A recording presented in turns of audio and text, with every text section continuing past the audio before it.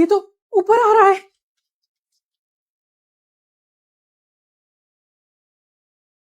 मोहम्मद शहीर, मैं ना ये वाला दरवाजा बंद कर देती हूँ ताकि डॉक्टर डी को लगे कि ये वाला दरवाजा बंद ही है, ऊपर कोई भी नहीं आया।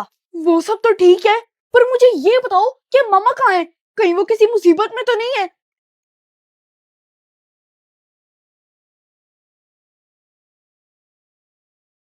इस कमरे में बहुत ही मशकूक सी चीजें नजर आ रही हैं।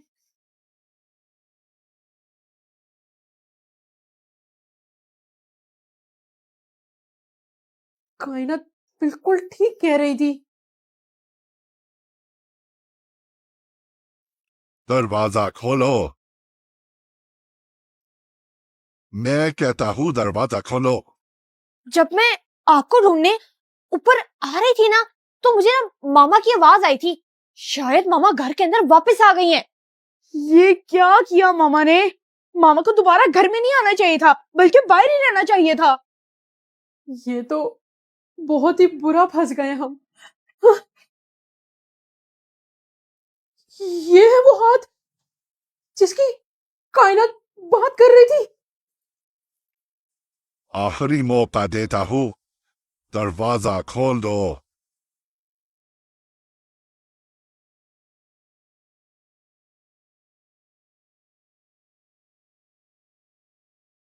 मोहम्मद शहीद, जाहिर सी बात है कि मामा हमें बचाने के लिए दोबारा इस घर के अंदर आई हैं। ये ऊपर का दरवाजा किसने खोला? और क्या है इस बेड के नीचे?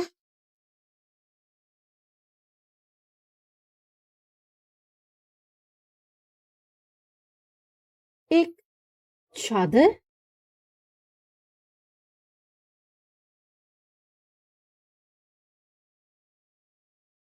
दरवाजा तो बंद है, फिर ये आवाज कहाँ से आई थी?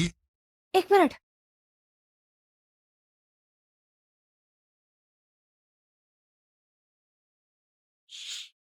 मुझे लगता है कि डॉक्टर डी ऊपर आ रहा है। मुझे अपनी सीक्रेट रूम की चीजों को बचाना पड़ेगा। इनकी माँ उधर ही है। ये आप क्या कह रही हो? अगर वो ऊपर आ गया तो हम लोग दोबारा फंस जाएंगे। चुप। मोहम्मद शहीर, ये ना डॉक्टर डी की कोई चाल भी हो सकती है। हमें थोड़ा संभाल के रहना होगा।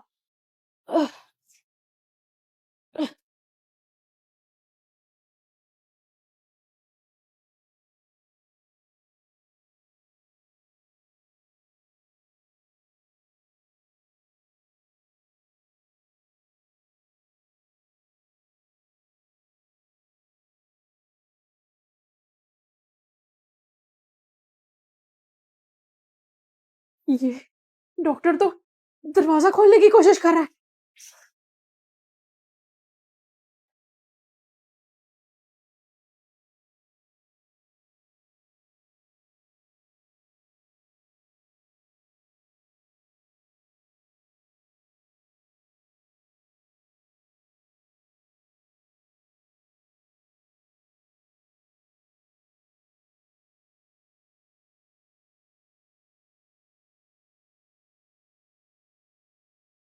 मेरी ग्लासेस इतनी मुश्किलें पैदा कर देगी कायनात अपी, मुझे क्या पता था।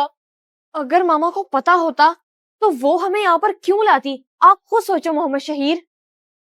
शायद इससे काम चल जाए।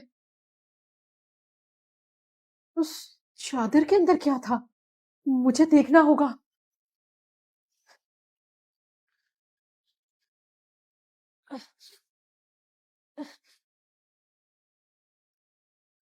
ये दरवाजा तो खुलने वाला नहीं है।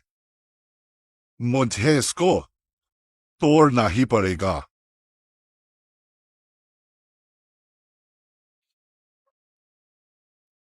एक मिनट कायनात अपी, जब मैं ऊपर आ रहा था, इस छत की ममटी से जब मैं गुजरा था ना, तो मैंने इधर एक टूल बॉक्स देखा था।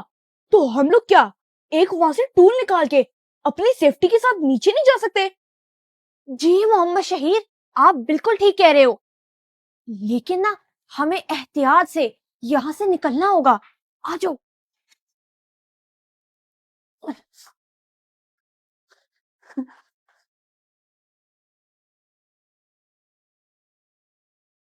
आ जाओ आ जाओ। किधर रखा था वो टूल बॉक्स? कहीं तभी इधर। ये तो किसी की बॉडी है, लेकिन किसकी?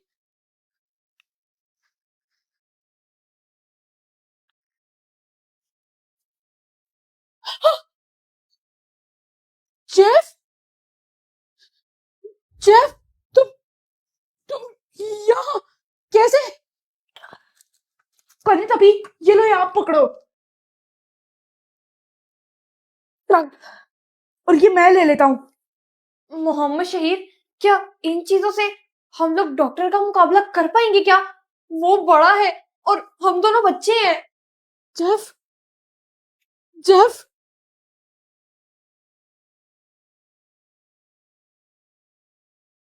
इसकी तो सांसें चल रही हैं।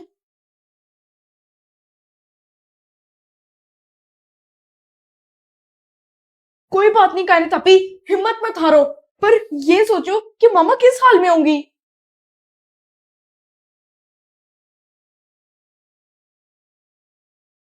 आपके ख्याल से क्या ये एक एक टूल काफी होगा?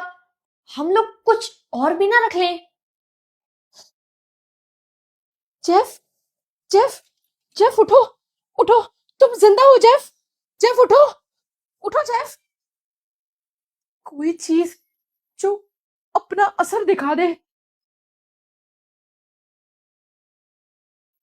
विनेगर शायद ये काम कर जाए। नहीं करने तभी, यही काफी है, बस हाथ ना मजबूती से पकड़ के रखना। चलो फिर। बेटा ये दादू को दे आओ। जी मामा। मामा कभी आपके दादू से लड़ाई नहीं हुई? आज मजा आएगा। बिल्कुल होती थी, बहुत मसले होते थे। मैंने तो कभी नहीं देखी लड़ाई। तभी तो मजा नहीं आता घर में। जब मैं ये समझ गई कि किसी एक को तो समझना होगा, तो लड़ाई खत्म हो गई। आपको क्या समझ आई? यही कि लड़ना बुरी बात है। बेटा वो बड़ी है और माँ की जगह है। जी, माँ की नाराजगी और डांट तो बर्दाश्त करनी पड़ती है, हम भी तो करते हैं। क्योंकि दादा भी माँ है ना। जी बिल्कुल मेरा बेटा, उनकी उम्र भी ज्यादा है और बुढ़ापे में चिड़चिड़ापन और जिद आ ही जाती है। ये बात तो बिल्कुल ठीक कही आपने। तो मामा बुढ़ापे में आप भी ऐसी हो जाएंगी। जी बिल्कुल मेरा बेटा, आपको मालूम है हमारे प्यारे नबी मोहम्मद सल्लल्लाहु अलैहि वसल्लम ने फरमाया है कि बूढ़े इंसान का दिल दो चीजों के बारे में हमेशा जवान रहता है, दुनिया की मोहब्बत और जिंदगी की लंबी उम्मीद। मेरे बच्चों याद रखो, बड़ों की इज्जत में ही घर का सुकून है। कायनात ऊपर से सीढ़ी लेके आओ, पंखे साफ करने हैं। मामा मोहम्मद शहीर को कह दे कर दे। ये तो अभी छोटा है ना। मामा आप ही ने इसको छुन्ना काका बनाया हुआ है। कायनात ये जरा बर्तन ऊपर रख दो। मामा मोहम्मद शहीर को कह दे मैं काम कर रही हूँ। बेटा वो छोटा है, तोड़ देगा। मैं तो अभी छोटा हूँ ना, मुझसे क्यों काम करा रहे हो? कायनात बेटा ये मोहम्मद शहीर की चप्पल भी साफ कर दो। अब मामा ये काम तो उससे खुद करवा लें। उससे क्यों काम करवाऊं, वो तो अभी छोटा है। एक तो बड़ा हर काम में फंस जाता है और छोटा मजे करता रहता है। औलाद में बड़े छोटे की तफरीक हम खुद पैदा करते हैं, जबकि जो काम बड़ा कर सकता है वो छोटा भी कर सकता है। इस तरह बड़े बच्चों पर हम वक्त से पहले छोटे बहन भाइयों की जिम्मेदारी डालकर उनके साथ नाइंसाफी करते हैं और फिर छोटा मजे करते हुए कहता है कि बड़े पाइन बाहर होंदे ने। इंसान का बच्चा बन तू। चल तू इंसान की बच्ची बन जा। बच्चू तू बस किसी दिन मामा को घर से जाने दे। तो क्या कर लेगी तू कचरा रानी? तेरी तो मैं ऐसे दुर्गत बनाऊंगी ना, याद रखेगा तू। तो तुझे याद भी कौन रखना चाहता है? चल हट, मैं गेम खेल रहा हूँ। बेटा ऐसे क्यों लड़ रहे हो, दो चार गालियां दो, मजा नहीं आ रहा। मामा गाली देने का तो इसको बहुत दिल कर रहा है, लेकिन रोजा है, नहीं दे सकती। तो बेटा फिर ये लो, इससे हाथ साफ करो एक दूसरे पर। मामा अब इतनी जोर की भी लड़ाई नहीं आई। बेटा जैसे आप दोनों लड़ रहे थे, क्या ये रोजे का एहतराम था? मामा लेकिन पहले लड़ाई इससे शुरू की थी। बेटा रोजा सिर्फ खाना पीना छोड़ देना नहीं होता, बल्कि जबान से किसी को तकलीफ ना देना, आंखों से कुछ बुरा ना देखना और हाथों से कोई गलत काम ना करना भी रोजे के एहतराम में शामिल है। सॉरी कायनात आपी, मैं रोजे का एहतराम भूल गया था। मुझे भी माफ कर दो मेरे भाई, मैं भी आइंदा से ऐसी गलती नहीं करूंगी। थोड़ी सी चाय की पत्ती मिलेगी? जी अभी देती हूँ। ये लें।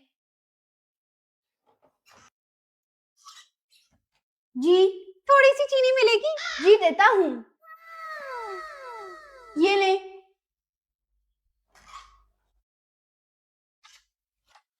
जी थोड़ा सा आटा तो दे दे। अच्छा ये ले।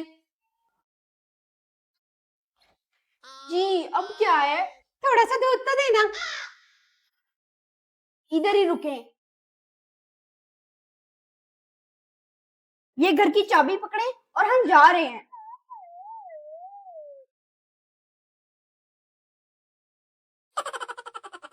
पैसों का तो अपना ही नशा है। ओए खरगोश, इधर लाओ पैसे। मैं नहीं दूंगा। लेकिन मम्मा आंटी तो इसे ही देके गई हैं। उनके चाय पानी पर खर्चा भी हुआ है। जब भी कोई पैसे देके जाता है हर बार ले लेती हैं। मेरी दोस्तों की मामा भी यही करती हैं। खुद पर नहीं लगाती, घर पर ही खर्च करती हो। बस मामा को ना पता चले। ये पैसे कहाँ से आए? वो कल मुझे बाबा ने दिए थे। अच्छा, तो मुझसे छुपकर बच्चों को पैसे दिए जा रहे हैं। उन्होंने मना भी किया था मामा को मत बताना। अच्छा, तो मेरे पीछे ये चल रहा है। क्यों लड़ाई करवा रहे हो? ओ पगली, होने दे लड़ाई, हमारे पैसे बच जाएंगे। इधर लाओ पैसे, आगे तुम्हारे बाप ने खर्चा कम दिया है मुझे। मेरा बेटा बड़ा होकर अच्छी नौकरी करेगा और सारी तनख्वाह मामा को लाके देगा। देने की जरूरत ही नहीं पड़ेगी, मामा खुद ले लेंगी। हाय, तुम लोगों ने ऐसा समझ रखा है मुझे। जब माँ हर वक्त पैसा पैसा करती रहेगी तो बच्चे तो यही समझेंगे ना। मैं कोई खुद पर खर्च करती हूँ? घर पर ही लगाती हूँ। सारी माँ पैसे लेकर यही कहती हैं। अस्सलाम वालेकुम। और शहीर कहाँ है? वालेकुम अस्सलाम बेटा, आ जाओ। आंटी जरा शहीर को तो बुला दें। मोहम्मद शहीर बाहर आओ, साथ आया है। ओहो, ये गंदा घर ही आ गया। आंटी इसको समझाएं, मेरे साथ दोस्ती नहीं कर रहा। क्यों फ्रेंडशिप नहीं करते भैया आप? इतना प्यारा तो बच्चा है ये। मैं उसको लंच में शेयर कराता हूँ, खाता ही नहीं है। ये गंदा नाक में उंगली डाल के रखता है और फिर उन्हीं हाथों से लंच कर लेता है। चुप करो बेटा, बाद में बात करते हैं। मैं तो कभी ना खाऊं इसका लंच। उफ, बस करो मोहम्मद शहीर। ये देखें, हाथ गंदे हैं मेरे। बेटा फिक्र मत करो, मैं इसको समझाऊंगी। मामा मोहम्मद शहीर को नहीं, इससे समझाएं। मुखलिस दोस्तों की बुरी आदत आप ठीक कर सकते हैं, उनको बदल सकते हैं, लेकिन महज उनकी बुरी आदत की वजह से उनको छोड़ना गलत है, क्योंकि जिंदगी बार बार मुखलिस लोगों से नहीं नवाजती।